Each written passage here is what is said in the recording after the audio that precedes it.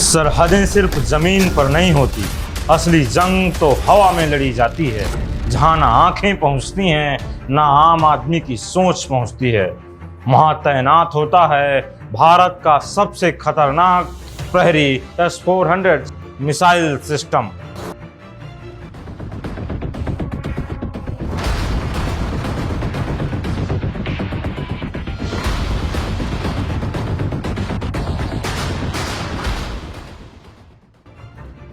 पाकिस्तान ने भारत से बचने के लिए अपना चीनी माल HQ-9 तैनात किया। भारत ने रसिया से मंगाया हुआ S-400 सिस्टम तैनात किया।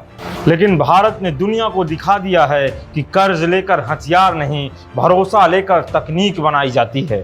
क्योंकि जब सवाल हो तिरंगे की शान का तो सिर्फ जवाब एक होता है, पहले वार करने वाले को कभी माफ नहीं किया जाएगा।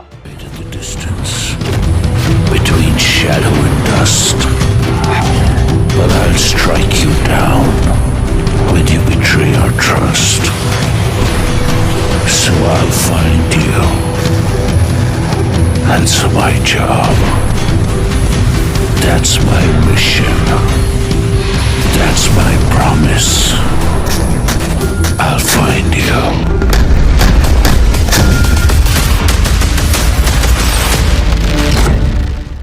आइए जानते हैं वो पूरी सच्चाई जो हर भारतीय को जाननी चाहिए।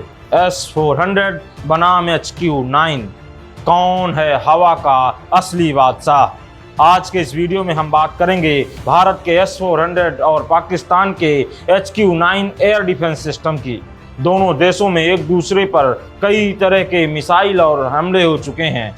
हालांकि अब सीज फायर हो चुका है। सुनने और देखने में ये दोनों सिस्टम काफी मिलते जुलते लगते हैं, लेकिन सच कहूं तो HQ-9 असल में रूस के S-300 सिस्टम की मात्र एक कॉपी है। अब आपको बताते हैं कि S-400 का रोल क्या है।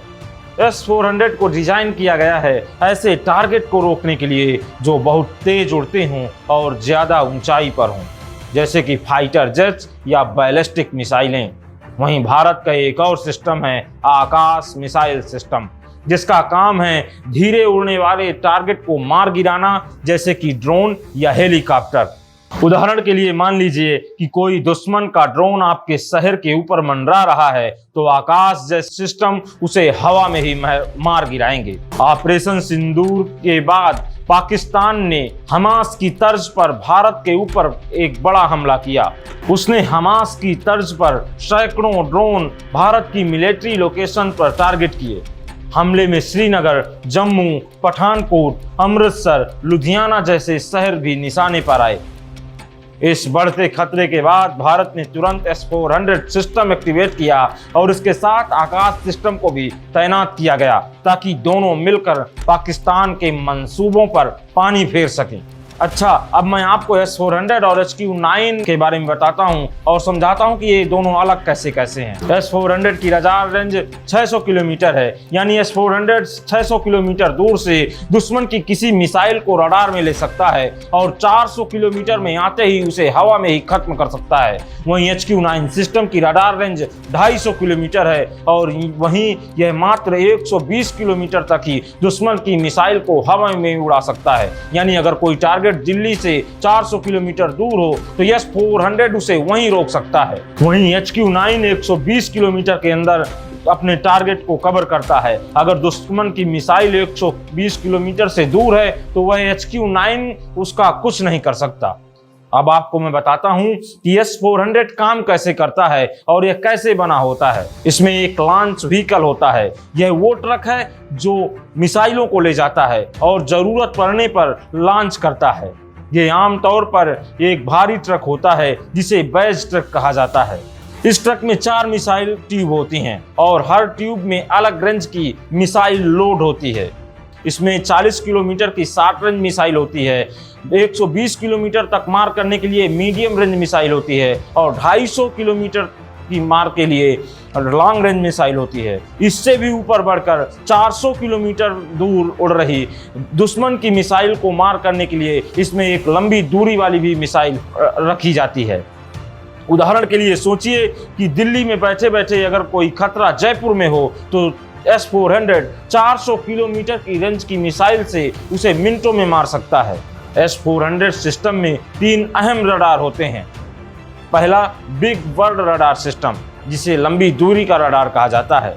यह रडार 600 किलोमीटर तक दुश्मन के विमान, ड्रोन, मिसाइल और हेलीकॉप्टर को ट्रैक कर सकता है और एक साथ 300 टारगेट को यह ट्रैक कर सकता है। दूसरे रडार का नाम ग्रेवस्टोन रडार है, यानी फायर कंट्रोल रडार। यह रडार टारगेट को ट्रैक करके मिसाइल को सही दिशा में गाइड करता है और 400 किलोमीटर तक की दूरी पर यह रडार काम करता है। इसे ऑल अल्टीट्यूड डिटेक्टर भी कहा जाता है। तीसरे रडार का नाम 40 V6MR है। यह कम ऊंचाई पर उड़ने वाली चीजों को पता लगाता है। यह खास उन टारगेट के लिए है जो जमीन पर के पास उड़ते हैं ताकि रडार उन्हें पकड़ न सके। S-400 का तीसरा मुख्य पार्ट है कमांड और कंट्रोल पोस्ट। यह एक ट्रक के अंदर होता है। इसमें पूरा सिस्टम ऑपरेट होता है। यहीं से तय होता है कि टारगेट दुश्मन है या नहीं और मिसाइल दागनी है या नहीं। अब समझते हैं कि आखिर S-400 काम कैसे करता है। मैं आपको इसे स्टेप बाय स्टेप बताऊंगा। स्टेप 1, टारगेट को पहचानना। सबसे पहले बिग बर्ड रडार 600 किलोमीटर की दूर तक दुश्मन को पहचानता है। स्टेप 2, कुछ मिलने पर कमांड सेंटर को डेटा भेजना। यह रडार की जानकारी जो कुछ भी इकट्ठा करता है कमांड पोस्ट को भेजता है। वहां तय होता है कि टारगेट दोस्त है या दुश्मन। अगर खतरा है तो ऊपरी आदेश लेकर मिसाइल लॉन्च की जाती है। स्टेप 3, मिसाइल लॉन्च होता है। दुश्मन की दूरी और प्रकार के हिसाब से मिसाइल चुनी जाती है। एक टारगेट पर एक साथ 2 मिसाइलें दागी जाती हैं ताकि एक चूके तो दूसरी मार सके। स्टेप 4, टारगेट को ट्रैक करना। ग्रेवस्टोन रडार और सर्विलांस रडार मिलकर मिसाइल को टारगेट तक गाइड करते हैं। ये रियल टाइम डेटा से मिसाइल को सही दिशा में ले जाते हैं। स्टेप 5, आखिरी बचाव। अगर दुश्मन का टारगेट बहुत नीचे उड़ रहा है तो मोबाइल नेस्ट सिस्टम उसे पकड़ता है और ये मिसाइल और ड्रोन जैसी चीजों को ट्रैक करके मिड रेंज मिसाइल से ही तबाह कर देता है। मान लीजिए किसी दुश्मन का ड्रोन बहुत नीचे से छुपता हुआ उड़कर आ रहा है तो यही सिस्टम उसे आखिरी समय में पकड़ लेता है। तो दोस्तों, ये था S-400 और HQ-9 एयर डिफेंस सिस्टम का पूरा विश्लेषण। अब आप समझ ही गए होंगे कि क्यों S-400 को दुनिया का सबसे खतरनाक एयर डिफेंस सिस्टम माना गया है।